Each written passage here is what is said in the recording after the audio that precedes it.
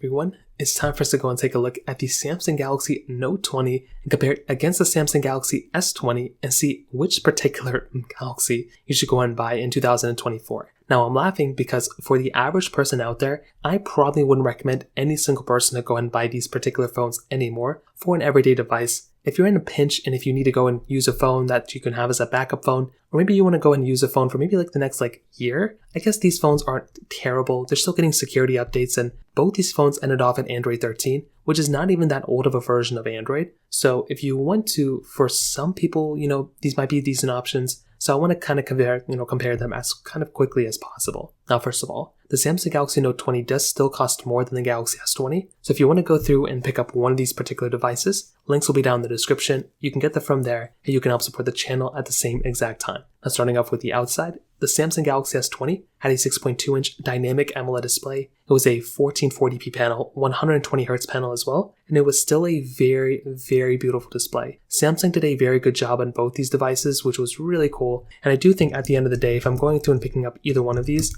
I like these devices a lot, and they still make a lot of sense to go and buy for a lot of people. Like I kind of said, if you don't mind keeping a phone that's outdated with software. The Note 20 on the front had a 6.7-inch Super AMOLED Plus display, so a slightly bigger display. It's like half an inch bigger. It's still 1080p, so lower resolution here, but it was a bigger panel, and it actually wasn't even a 120Hz panel on that device. That was still a 60Hz display that Samsung was kind of giving us here. So they really watered that phone down a lot when that particular phone came out, even though the Note 20 came out after the S20. On the bottom, USB Type-C ports, expandable storage on the Galaxy S20. The Note 20 did not have any expandable storage, which was very weird. So from that side, and it's kind of the big difference there. But on the back side, actually the Note 20 was giving you that S Pen, which was a very nice thing. I loved having an S Pen inside of that device, and this in and of itself was a very, very cool thing going on for that particular device. Being able to just go through and just take out that S Pen stylus and just move around that particular display was a very, very cool thing that was going on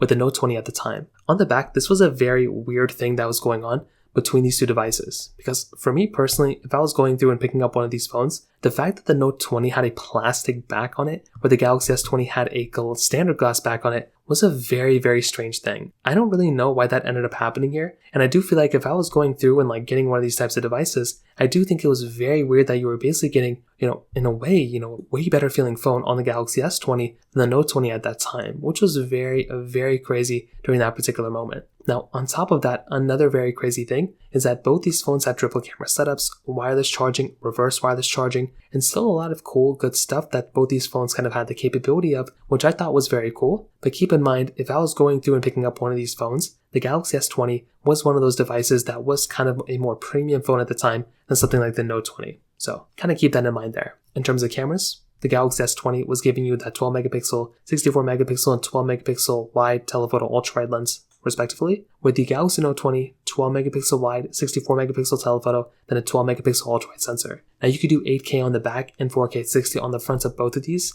which I thought was very, very cool. And I like the fact that you were able to go through and buy both these phones from that particular perspective, because both these devices in a lot of different ways still held up very, very well from that side. And I thought that was a very cool thing that both these phones kind of had going for it. Now, it's not perfect by any means, but I do think for a lot of people, if you're going through and getting any sort of device, these things had very, very good cameras at that moment, and they still hold up so well in a lot of different ways in and of itself, which is another very, very cool thing as well. So these cameras still hold up fairly well. Are they cameras that I recommend people to buy just because of these phones? Not really, because you can go through and buy better devices for the most part for not that much more money with that's still supported with software, like the Galaxy S21. But these two phones still had very good cameras when it kind of came down to it, even in this day and age. So from that side, that kind of covers it up there. Software-wise, we both already know they're both on the same exact software. They're both not getting any more software experience or software updates. So like I said, that's another big thing to keep in mind there too. Not the biggest deal in the world, but just one of those things to kind of keep in mind. We kind of already talked about it throughout this whole entire video. But performance is another interesting thing. So both of these devices are basically giving you, the same type of performance. There's not really that big of a difference here, whether you're buying one phone over the other one from a performance perspective. For starters, you're getting that Qualcomm Snapdragon 865 chipset in both, except that one of the Note 20 is slightly better here and there, but you're getting the same amount of RAM. 8 gigabytes of RAM in both these devices as well. So from that side as well, you're not really missing out on too much here. Like, they're basically the same exact thing when it kind of comes down to it. Really, one of the main differences you're going to feel like and experience is the fact that the Samsung Galaxy S20 has that 120Hz display. Other than that, you're going to kind of be getting the same exact experience for the most part from a performance perspective, and even the battery life perspective, like 4,000, on the S20, 4,300 on the Note 20. That right there is like another, that's like not that big of a difference here either, which is like another big thing to keep in mind here too. So overall, what I will definitely tell you is that when it comes down to these particular devices, I like both of them a lot. I like these devices and there's nothing super crazy going on here for the most part, but I will tell you, for the average person, if you're going through and buying these devices, you are probably better off kind of going through and essentially, buying something that's still supported, like a Galaxy S21 or the Galaxy S22, one of those types of phones. There just isn't really that big of a point of buying either one of these devices in 2024. The big thing I would recommend doing is kind of looking at your budget and working backwards. See which particular device you can actually go through and purchase.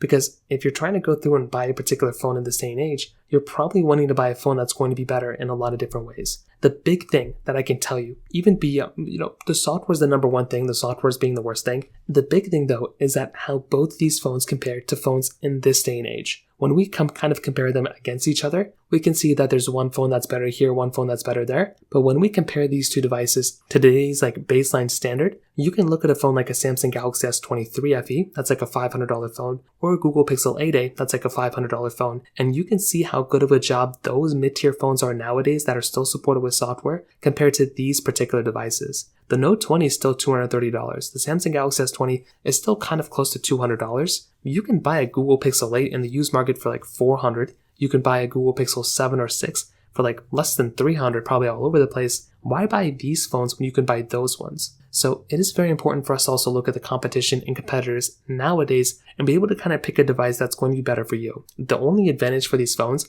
is that they're kind of cheap and they're available all over the place. And there's still some like cool, flagship features that some of the newer devices have that these phones also have too, like the S Pen, like the 8K capability, and like the 120Hz on the Galaxy S20. But like I said, for the average person, it just doesn't make any sense to go and buy any of these devices, because you can still get a way better phone on some of the newer phones for not that much more money. So that's kind of what I want to say here. There's not anything super crazy going on that we haven't already seen before. But if I were you, I would probably go through, take a look at kind of the devices that are in the market and see what's available. And I'd probably tell you, for the average person, you're probably going to be better off buying one of those newer phones that are still supported with software. So in terms of that kind of covers it up there. If you have any other thoughts or questions, let me know in the comment section below. Hit the like button, that will mean so much, but definitely hit that subscribe button. More importantly than everything else, I love every single one of you guys. Hopefully I'll catch you guys in the next video. Peace out till then.